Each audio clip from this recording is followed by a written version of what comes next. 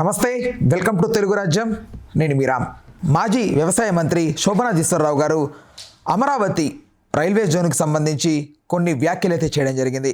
1500 ఎకరాలలో railway station కట్టడం ఏంటి, ఎంతో ప్రాచీనం ఉన్నటువంటి చెన్నైకి 13 ఎకరాలు, సికింద్రాబాద్ లాంటి ఎంతో గొప్ప రైల్వే స్టేషన్కి 16 ఎకరాలు కేటాయిస్తే మీరు మాత్రం 1500 ఎకరాల్లో ఏంటి దౌర్జన్యమని ఆయన మాట్లాడుతున్నారు. ఓవరాల్గా ఆయన మాటలకు సంబంధించి మనతో విశ్లేషించడానికి ప్రముఖ పొలిటికల్ అనలిస్ట్ కేఎస్ ప్రసాద్ గారు ఉన్నారు. ఆయనతో చర్చిద్దాం. సార్ నమస్తే. సార్ నమస్తే సార్, ఆయన మాటలు మీరు ఎలా చూస్తున్నారు? శోభనాధీశ్వరరావు గారికి వ్యవసాయం మీద, తర్వాత వ్యవసాయ క్షేత్రాల మీద ఆయనకున్నంత అవగాహన, ఆయన రాసిన పుస్తకాలు ఎవరైనా చదివి ప్రభావితం అయితే దాన్ని బట్టి ఆయన ఏ ప్రాతిపదిక మీద మాట్లాడుతున్నారన్న విషయాల మీద కూలంకషంగా ప్రతి ఒక్కరికి అర్థమవుతుంది. కానీ వాస్తవానికి మనం ఇవాళ అమరావతిలో రైల్వే స్టేషన్ 1500 ఎకరాలు ఇవన్నీ ఎట్లా ఉన్నాయంటే, నేను దానికి రైల్వే ట్రాక్ వేయడానికి ల్యాండ్ ఎక్విజిషన్ ఇంకా జరగలే. ల్యాండ్ ఎక్విజిషన్ ఒక్కొక్కరు జరిగితే అమరావతిలో మీరు 1500 ఎకరాలు, అలా మేము ఇంటర్నేషనల్ ఎయిర్పోర్ట్కి 40,000 ఎకరాలు ఏవో చెప్తున్నారు కదా. ఇవన్నీ అసలు కేంద్ర ప్రభుత్వం నుంచి ఒక్క కదలిక కూడా లేకుండా ఎందుకు ఇవన్నీ మమ్మల్ని ఇలా సంపుకు తినేస్తున్నారు? మోడీ గారు మొన్న వచ్చినప్పుడు అందరూ ఫిక్స్ అయిపోయారు, ఆల్మోస్ట్ వచ్చేస్తున్నాయి, అన్నీ జరిగిపోతున్నాయి అన్నట్లుగా. ఇప్పుడు మోడీ గారు వస్తే అన్నీ ఫిక్స్ అయిపోతాయంటే దేశంలో, ప్రపంచ దేశాల్లో కూడా తిరుగుతున్నారు. ఆయన దేశంలో కూడా 4 మూలలకి వెళ్తారు. ఆయన నోటంటారు 4 మాటలు వస్తే, లేదంటే ఆయన క్యాబినెట్ నిర్ణయాల్లో ఈ విధంగా నేను దీన్ని ఎస్టాబ్లిష్ చేస్తానని చెప్తే అవన్నీ నేను మన Andhra Pradesh is proud to have such an international స్టాండర్డ్స్లో ఉన్న రైల్వే స్టేషన్ అమరావతిలో నిర్మించబడుతుంది. ఇవన్నీ మనం మాట్లాడడానికి స్టేట్ గవర్నమెంట్ పరిధిలో మహా అయితే ల్యాండ్ అలొకేషన్ ఉంటుంది. 34,000 ఎకరాలు వాళ్ళు ఇచ్చారు కాబట్టి మీకు నచ్చింది, మీకు చేతనైంది చేసేద్దాం అంటే ఏంటిది? అది నాకు అర్థం కావట్లే. అందుకని ఆ ప్రాస్పెక్ట్లో నేను అన్నాడు, మన విశాఖ ఒక రైల్వే జోన్ క్రియేట్ అవుతుంది, అలాగే Vijayawada zone and Chennai and Hyderabad and Secunderabad ఇలాంటివన్నీ బిజినెస్ సెంటర్స్ దగ్గర ఎంతెంత ల్యాండ్ అలొకేషన్స్ ఉన్నాయి, ఎన్ని ఎకరాల్లో రైల్వే స్టేషన్లు విస్తరించబడ్డాయి ఒకసారి చూసుకోమనండి. ఇది రీసెంట్ పాస్ట్లో అమృత్ అనే కాన్సెప్ట్లో కూడా ఎన్నో రైల్వే స్టేషన్లు, హైదరాబాద్లో కూడా బేగంపేట, నెక్స్ట్ అదేంటండి ఇంకోటి సికింద్రాబాద్ కదండి, సికింద్రాబాద్ ఆల్రెడీ డెవలప్మెంట్ అవుతుంది, నెక్స్ట్ చర్లపల్లి, ఇలాంటివన్నీ స్టేషన్స్ ఎట్లా డెవలప్ అవుతున్నాయి. సో ఇవి చూస్తున్న దగ్గర అంతంత ప్రాస్పెక్టివ్లో ఎన్ని ఎకరాల ఎక్విజిషన్స్ జరిగాయి, ఎన్ని ఎకరాల్లో డెవలప్మెంట్ జరుగుతుందో ఒకసారి చూసి చెప్పమానండి. ఇవేవీ లేకుండా అవుట్ ఆఫ్ ద బాక్స్ రాజకీయాలు మాట్లాడుతూ కాలక్షేపం చేసే కార్యక్రమాలకి ఎంతసేపు సంవత్సరం పాటు గడిచిపోయింది. ఈరోజు కొత్త కొత్త మాటలు, కొత్త కొత్త పలుకులు, కొత్త కొత్త పదాలు వాడుతుంటే ఎట్లా ఉంటున్నాయి అంటే, శోభనాధీశ్వరరావు గారు లాంటి స్థాయి కలిగిన వ్యక్తులకి ఖచ్చితంగా అవి ఆచరణయోగ్యం కాని విషయాలు ఎందుకు మాట్లాడుతున్నారన్న కోణంలోనే ఆయన మాట్లాడుతూ ఉంటారు. అంటే ఇది పోలవరం ప్రాజెక్ట్ లాగా మిగిలిపోవద్దా? సరే, ఇంకా అట్లీస్ట్ పోలవరం ప్రాజెక్ట్ ఏదో కొంతమంది 4 అడుగుల ముందు 10 అడుగుల ముందుకు వెళ్ళింది. ఇది ఎక్కడే వేసిన గొంగలి ఎక్కడే ఉంది. 1500 ఎకరాలు అలకేట్ చేసినా, లేకపోతే 1000 ఎకరాలు అలకేట్ చేసినా, 15 ఎకరాలు అలకేట్ చేసినా అవుట్కమ్ స్టాండ్ స్టిల్లే కదా.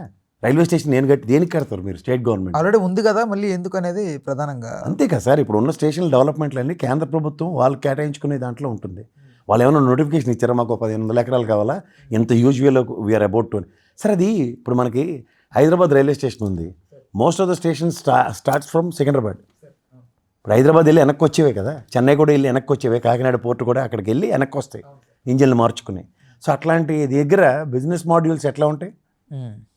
బిజినెస్ చాలా తక్కువ పరిమితిలోనే ఉంటాయి. సికింద్రాబాద్ బిజినెస్ను హైదరాబాద్ బిజినెస్ 2 స్టేషన్లు కంపేర్ చేయండి. ఈ 2 సిటీస్లో huge business will takes place only in Secunderabad. అవును అవును. And limited trains will start from Hyderabad.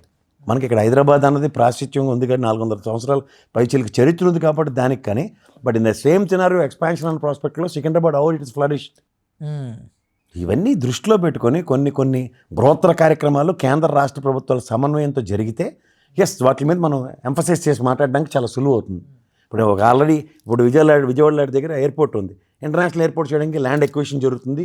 Huge వేలో దాన్ని డెవలప్ చేస్తారంటే ఇట్ మేక్ సెన్స్. 30 కిలోమీటర్ల కోతవేట్లో ఇంటర్నేషనల్ ఎయిర్పోర్ట్ వస్తుందంటే ఊహాకందని విషయం జరగని పని. 2 విషయాలు జరుగుతున్నాయి. మూడోదేమో ఇక్కడ రైల్వే స్టేషన్ తల్లదనేది ప్రపంచ స్థాయి అంటే ఆశ్చర్యకరంగా ఉంటుంది. ఇప్పుడు విశాఖలో కొత్త రైల్వే స్టేషన్ దువ్వాడకి విశాఖని కనెక్ట్ చేస్తూ దువ్వాడ స్టేషన్ ఇంత హ్యూజ్ వేలో ఎక్స్పాండ్ చేస్తున్నారు.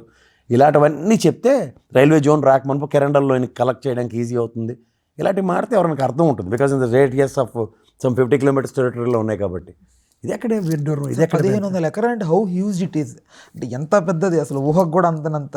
అదండి, ఎన్ని లైన్స్, ఎన్ని ట్రాక్లు లేదు సార్, ఎన్ని ప్లాట్ఫామ్లు నిర్మించినా అంత బిజినెస్ ఉండాలి కదా సార్. అవును. ఇప్పుడు మనకి కేంద్ర ప్రభుత్వం ఒక రాష్ట్రం విడిపోయిన తర్వాత మనకి హైదరాబాద్ టు ఢిల్లీ ట్రైన్ ఉండేది ఏపీ ఎక్స్ప్రెస్. ఇప్పుడు దాన్ని తెలంగాణ ఎక్స్ప్రెస్ చేసి మనకి ఏపీ ఎక్స్ప్రెస్ చేయడానికి ఎంత టెన్యూర్ పట్టింది, రెండో ట్రైన్ ఎలకేట్ చేయడానికి. ఆ లాజిస్టిక్స్ ఎంత డిఫరెన్స్ ఉన్నాయి. అవును. సో ఇవన్నీ కొన్ని ఎలా ఉంటున్నాయి అంటే ఈ మధ్య కొత్త వింత పోకళ్ళు పోతుంది ఈ ప్రభుత్వం. ఆ వింత పోకళ్ళ యొక్క సారాంశం మర్మం ఏంటంటే ఈయనలాంటి పెద్ద మనుషులు ఖచ్చితంగా మాట్లాడవలసిందే. అంటే గవర్నమెంట్ లైక్ అంటే ఎందుకు సార్ ఇలాంటి పెద్ద ప్రాజెక్ట్ రాబోతుందని ముందు పెట్టడం ఎందుకు జనాల్ని?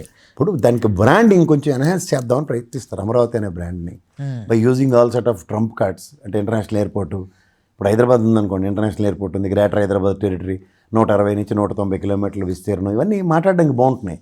Because how it's got developed, how it's been అన్నది సమైక్య రాష్ట్రంలో అందరం చూసాం.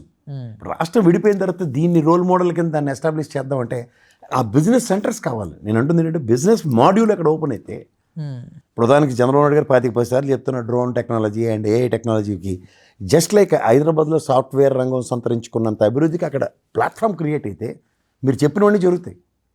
జస్ట్ లైక్ మార్సి సినిమా మీరు గమనించారు లేదో, అక్కడ నీకు బిజినెస్ చేసే దమ్ము ధైర్యం ఉన్న ఆంట్రప్రెన్యూర్ అక్కడ ఉన్నప్పుడు హెలికాప్టర్లు జట్లు వేసుకుని కూడా దిగుతారు అక్కడ. అట్లా మీరు అమరావతిని ఆ సినిమాలలో ఊహించుకుని చేద్దాం అన్నప్పుడు దానికి అంత బిజినెస్ కావాలా, ఆ బిజినెస్ ఏం చేస్తుందో చెప్పాలా. దానికి నేను ఐకానిక్ టవర్స్ కడతానంటే దేనికి ఉపయోగం?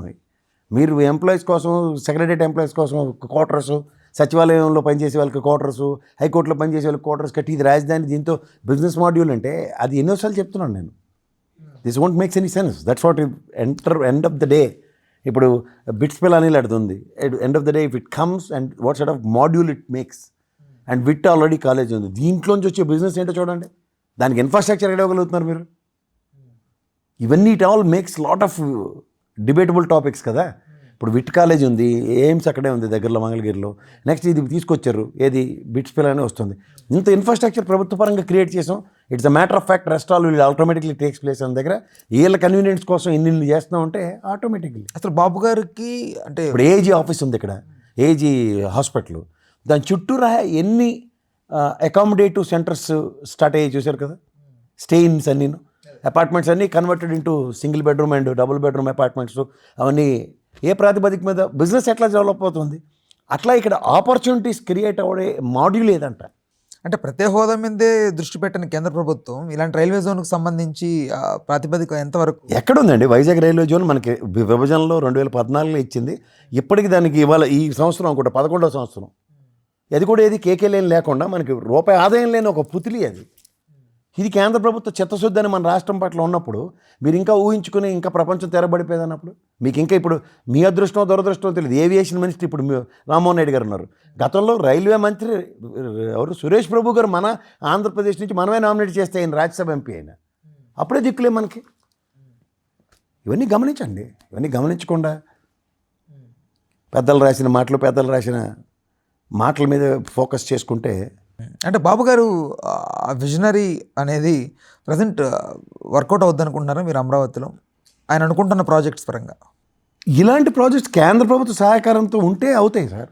వాళ్ళు చెప్పాలి కదా ఫస్ట్. శంకర్లో పోస్తే కానీ తీర్థం అవుతున్నట్టు వాళ్ళు చెప్పండి, మీరే మనం ఎందుకు? 2013 భూ నిర్వాసితుల చట్టం ప్రకారం ల్యాండ్ ఎక్విజిషన్కి ఇది ఇవ్వాలి కదా, రైల్వే ట్రాక్లు వేయాలి. ఇప్పుడు మనకి ఎవరు మన ప్రతిపాదనలు ఇచ్చారు ఎక్కడ మనకి మన రేవంత్ రెడ్డి గారి నియోజకవర్గం దగ్గర నుంచి కొడంగల్ వీటిలన్నిటి మీద మహబూబ్నగర్ జోన్లో ఆ రైల్వే లైన్కి ల్యాండ్ ఎక్విజిషన్ స్టార్ట్ అయింది. ఈ మంత్ గంటకి డిపిఆర్ ఇమ్మని చెప్పారు. అట్లా అక్కడ అమరావతికి మనకి ఏదైనా చెప్తే ఒక 56 కిలోమీటర్ల రైన్కి ఇచ్చారు. దానికి ప్రతిపాదనలు భూ నిర్వాసితుల చట్టం ప్రకారం కాంపన్సేషన్స్ ఇవన్నీ డిక్లేర్ అయ్యి ఆ ఎక్విజిషనే స్టార్ట్ కాలేదు ఇంకా. అంత ధైర్యంగా బాబు గారు ముందుకెళ్తున్నారంటే దీని వెనక ఖచ్చితంగా సెంట్రల్ గవర్నమెంట్ సపోర్ట్ ఉంటుందని అందరూ భావిస్తున్నారు కదా సార్. కూటమిలో ఉన్నామని చెప్పి కేంద్ర రాష్ట్ర ప్రభుత్వాల సమన్వయం అన్నది ఉందని చెప్పి, కూటమిలో ఉన్నాం సమన్వయం ఉందని చెప్పి కేంద్రంలో నుంచి నోట్లోంచి రావాల్సిన మాటలు ఈయనే చెప్తే ఎట్లా అవుతుంది? చెప్పకనే చెప్తున్నాడు అనుకోవచ్చా? ఎలా ఈయన చెప్తే ఎలా అవుతుంది అంటాను నేను.